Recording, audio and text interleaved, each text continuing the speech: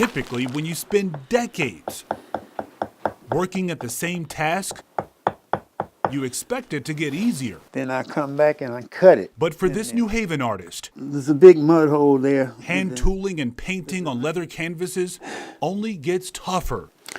I wish my mother was living. Because for Winfred Rimbert, so she could see what I'm doing. Sitting at this table They treat us like we're nothing. always takes him back to the beginning. Oh, man, things we had to go through, boy. It's just tough, man. Rimbert grew up in Cuthbert, Georgia in the 1940s, a time of incessant violence, poverty, and segregation. Like many black men, he spent his childhood years picking cotton. Man, yeah, they was hot, man. And then, as a teen, decided to join the civil rights movement, which was a huge risk. My mother used to ask me, what do I rather do? Pick cotton or go in the movement and get killed? He was almost killed after a violent protest. Rimbert stole a car to get away from two white men trying to shoot him. It led to a 27-year prison sentence and time on a chain gang. I'm talking about a tough life as being a black man growing up.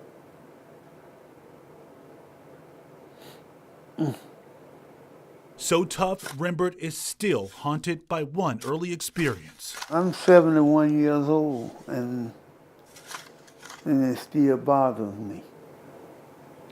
You know, I can't sleep at night sometimes. You know, I dream about those things, man.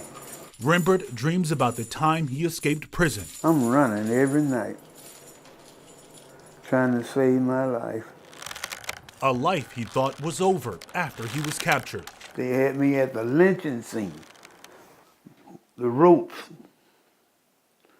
the noose. For Rimbert, this was a familiar scene in the South, and he knew what was about to happen next. First, he was beaten repeatedly, while one man was getting ready to castrate him with a knife. I could feel the blood running down my back. He was mean. And I was screaming, hollering like a pig. Surprisingly, he wasn't killed, but taken back to prison after a man who wanted Rimbert to continue suffering instead stopped it all.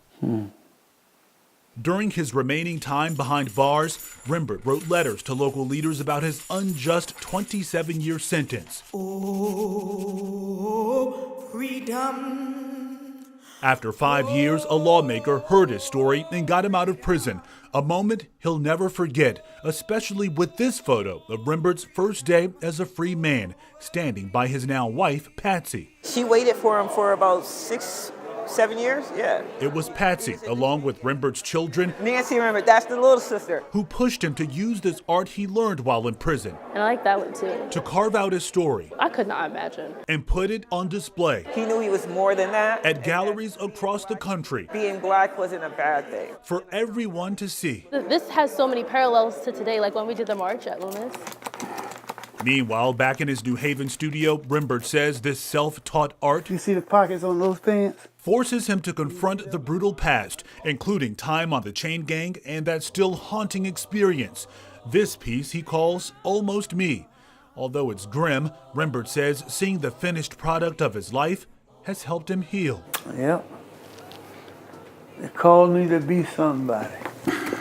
Now, Rimbert says he's hoping his work will help the country do the same, showing how much hurt is caused by hate. Just think about what this world would be if everybody, loved each other.